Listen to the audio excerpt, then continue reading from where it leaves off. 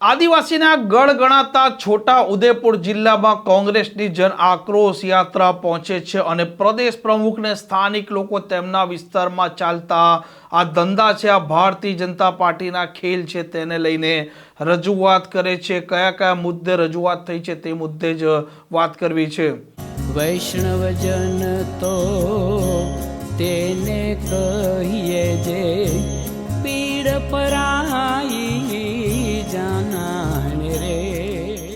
નમસ્કાર, આપ જોઈ રહ્યા છો નવજીવન ન્યૂઝ અને હું છું આપણી સાથે તોફિક ગાંચી। કોંગ્રેસની જન આક્રોશ અત્યારે યાત્રા ગુજરાતમાં નીકળી છે અને અલગ અલગ જિલ્લામાંથી તે પસાર થાય છે। તે સમયે સ્થાનિકો તેમના જે પ્રશ્નો છે તે ઉજાગર કરે છે અને આદિવાસી લોકોનો ગઢ ગણાતો આ છોટાઉદેપુર જિલ્લો છે ત્યાં પહોંચે છે કોંગ્રેસની જન આક્રોશ યાત્રા અને તે જ સમયે આ કોંગ્રેસના પ્રદેશ પ્રમુખ છે તેમને લોકો મળવા પહોંચી જાય છે અને તેમના જે પ્રશ્નો છે આ પ્રશ્નોની તે રજૂઆત કરે છે। સૌથી પહેલા મોટો પ્રશ્ન છે ખનન માફિયાઓનું। અહીંયા બેફામ જે પ્રકારનું ખનન થઈ રહ્યું છે, એના ખનન રોકાઈ નથી રહ્યું તે મામલે પ્રદેશ પ્રમુખ અમિત ચાવડાને રજૂઆત કરવામાં આવે છે। સાથે એવા ઘણા ગામો છે જેમાં આજ સુધી ત્યાં રોડની કોઈ પણ પ્રકારની કનેક્ટિવિટી નથી અને તેની અનેક વખત રજૂઆત સ્થાનિક વહીવટીતંત્ર ભારતીય જનતા પાર્ટીના હોદ્દેદારોને કરવામાં આવી છે, તેમ છતાં તે રોડ બન્યા નથી તેવા પણ આરોપ છે।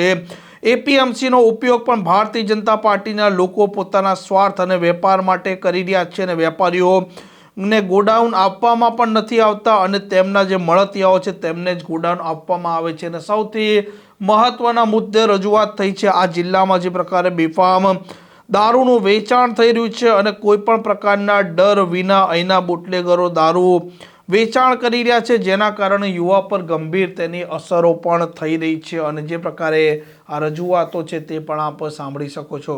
ઘેરથી નીકળવું પડે, આટલા બહેનો નહીં ચાલે, ઘેર ઘેરથી બધા આવશે। ગાંધીનગર રેલી કાઢવી પડે, આવશો ને?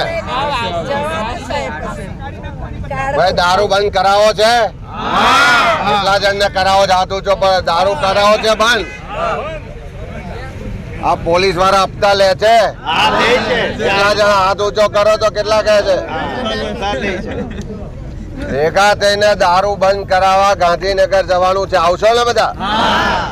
તેજગઢની અંદર એપીએમસી ખુલેલું છે, બરાબર છે, અને એપીએમસીનો ઉપયોગ ખાલી છે ને તે પેલા અહીંના ડિરેક્ટર ખરા ને બધા બીજેપીના વાળા છે, બધા એ લોકો ખાલી ધંધો કરે છે અહીંયા આગળ। ના ભાઈ, એપીએમસી માં કમિશન ના ના, તેજગઢના કોઈને વેપારીને ગોડાઉન નહીં આવેલા, તેજગઢના કોઈ વેપારીને ગોડાઉન આવેલા નથી, બરોબર એમના માણસોને આપેલા છે। ભાઈ તેજગઢની અંદર વેપારીઓને ગોડાઉન આપવા એપીએમસી માં કોઈ ખરીદતા નથી? ના, નથી ખરીદતા કોઈ, પણ ગોડાઉન નહીં આવેલા એવું કોઈ તેજગઢના કોઈ વેપારી ગોડાઉન નહીં આવેલા, પેલા એમના મળતિયાઓને ગોડાઉન આપી જાય ના। આ બધે એપીએમસીની માર્કેટની આવી છે। 35 ગામોને જોડતો અહીં પુલ જોવે છે, કંદોડા, પાદરવાટ, સિમલ ફળિયા, આ બાજુના 10-15 ગામડો અને આ બાજુના 10-15 ગામડો। રજૂઆત છે એમ, લેખિત માં કઈ તમે લખ્યું નહીં, પણ અમારી લેખિત માં ફરી આપજો। હા, આપી દઉં। પુલ તો તમને આપવાના પણ ભૂગોની પડતા એમ। કેટલા ગામોને તકલીફ છે અત્યારે? 50 થી 60 ગામો રસ્તો જ નથી, રસ્તો ખરો પણ પુલ નથી, તેજગઢ જવું પડે, તે આમ તે તેજગઢ જવું પડે, એમ તે ઉદયપુર જવું પડે। દર વર્ષે અમુ માટીથી ગામ લોકો ફાળો કરીને પૂરી કરીએ છીએ દર વર્ષે। એટલે નદીમાં પાણી આવે તો બંધ થઈ જાય।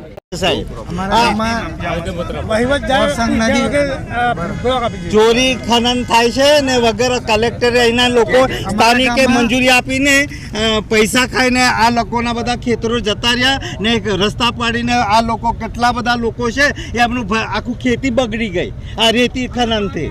તો ખરેખર અમારા છોટાઉદેપુરથી ઠેક દેવરિયા સુધીની રેતી બંધ થઈ જાય એવું આ બધા 80% લોકોની માંગણી છે ને 10% લોકોના સ્વાર્થ માટે આખા 80% લોકોને નુકસાન પહોંચાડે છે। તો એ બહુ મોટો પ્રશ્ન છે। અહીંયા રેતીની લીધો ચાલુ થઈ છે, એમાં પેસાઈ હેઠળ ગ્રામ પંચાયતની પરમિશન કોઈ ગ્રામ લોકોને જણાવ્યું નથી, તલાટીએ બારોબાર ઠરાવ આપી દીધા બારોબાર ઠરાવ આપી દીધા છે। વહીવટદાર જે પણ હોય એમને ડાયરેક્ટ તલાટી અને સરપંચના નંબરો આપણે મેન્શન કર્યા છે અંદર. એના કારણે તો આવેદન પત્ર આપી આપણે બધા આવેદન પત્ર રજૂઆત કરી છે આપણે કોઈ? રજૂઆત કરેલી છે, કલેક્ટરશ્રીને બી કરી છે, કલેક્ટરશ્રીને બી આપ્યું છે, રાજ્યપાલશ્રીને બી આપ્યું છે અહીંયાથી. પણ સત્તાના જોરે કોઈ બી માણસ ક્યાં કોઈ બોલવા તૈયાર નહીં થતું, આપણને કોઈ સપોર્ટ કરવા તૈયાર નહીં થતું. રેતી માફિયાઓ પૈસો એટલો ખર્ચો કરે છે ને કે વહીવટદાર કોઈ ભરભર કરી એને આપણે તુષારભાઈ સાહેબને આપો કાગળ કે આપણા વિરોધ પક્ષના નેતાની ઓફિસમાંથી એ કરાવડાવશે. આ બાજુ ફરો. હો? આમ કોંગ્રેસની જન આક્રોશ યાત્રા દરમિયાન ગુજરાતમાં યુવાનોનો બેરોજગારીનો, દારૂનો અને સ્થાનિક સ્તરે લોકોના જે પ્રશ્નો છે તે સતત ઉઠાવવામાં આવી રહ્યા છે. અને 30 વર્ષથી ભારતીય જનતા પાર્ટીનું જે શાસન છે, જેને તે સુશાસન કહી રહ્યા છે, તેને આ વિપક્ષના નેતા, ધારાસભ્ય અને પાર્ટી પોલ ખોલી રહી છે, ઉજાગર કરી રહી છે. આ પ્રકારના સમાચાર માટે નવજીવન ન્યૂઝની આ ચેનલ સાથે જોડાયેલા રહો. નમસ્કાર.